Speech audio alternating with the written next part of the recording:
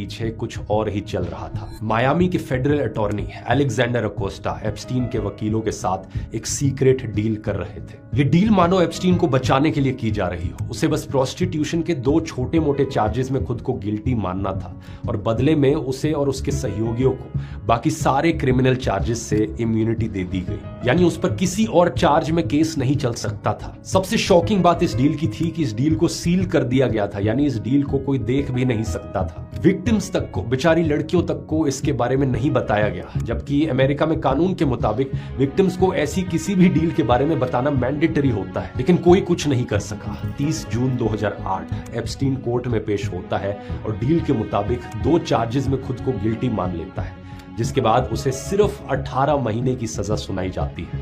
सिर्फ 18 महीने। इस सजा के दौरान एप्स्टीन को पाम बीच काउंटी जेल के प्राइवेट विंग में रखा गया। उसे हफ्ते में 6 दिन 12-12 घंटे के लिए अपने लग्जरी ऑफिस में जाने की परमिशन दी गई। ये इस लेवल की फर्स्ट क्लास जेल थी कि एप्स्टीन सिर्फ रात में सोने के लिए वहां जाता था।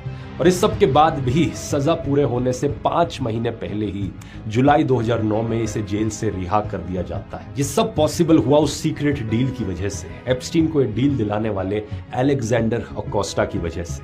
अब कहानी में ट्विस्ट देखिए दोस्तों, यही अलेक्जेंडर अकोस्टा बाद में जाकर एप्स्टीन के पुराने दोस्त डोनाल्ड ट्रंप की पहली सरकार में सेक्रेटरी ऑफ लेबर बन जाते हैं। For Secretary of the Department of Labor will be Mr. Alex Acosta. अगले कई सालों तक एप्स्टीन अपनी जिंदगी नॉर्मली जीता रहता है, उसे कुछ नहीं होता। वो अपने प्राइवेट जेट में घूमता है, अपने आइलैंड पर लैविश पार्टीज थ्रो करता है और पावरफुल लोगों से मिलता है। हमारी कहानी यहाँ पर खत्म हो जाती है। विलन बच के भाग निकलता है, लेकिन दुनिया के एक कोने में एक औरत थी, एक जर्नलिस्ट थी, जिसने ठान रखी थी कि वो इस एप्स्टीन को बचकर जाने नहीं देगी। जूली क्नाइप ब्राउन ये एक अमेरिकन इन्वेस्टिगेटिव जर्नलिस्ट थी जो मायामी हेरल्ड अखबार के लिए काम कर रही थी।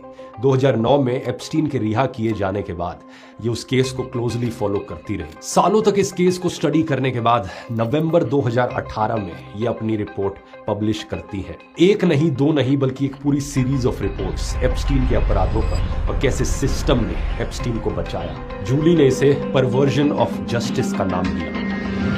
मीडिया में ये रिपोर्ट्स एक नया धमाका ले आती है। पब्लिक का गुस्सा जाग उठता है। एप्स्टीन के खिलाफ फिर से जांच करने की मांग उठने लगती है और इसी सब प्रेशर के चलते न्यूयॉर्क में एप्स्टीन के खिलाफ फिर से जांच शुरू हो जाती है। जूली ने अपनी इन्वेस्टिगेशन में 80 से ज्यादा पोटेंशियल विक्टिम्स आइडेंटिफाई किए थे। अपनी रिपोर्ट्स में उन्होंने 8 का इंटरव्यू लिया और उन्हें डॉक्यूमेंट किया। सबूत बहुत क्लियर था, इसलिए जुलाई 2019 में एप्स्टीन को एक बार फिर से अरेस्ट कर लिया जाता है। इस बार सीधा सेक्स ट्रैफिकिंग के चार्जेस लगे थे, जिनमें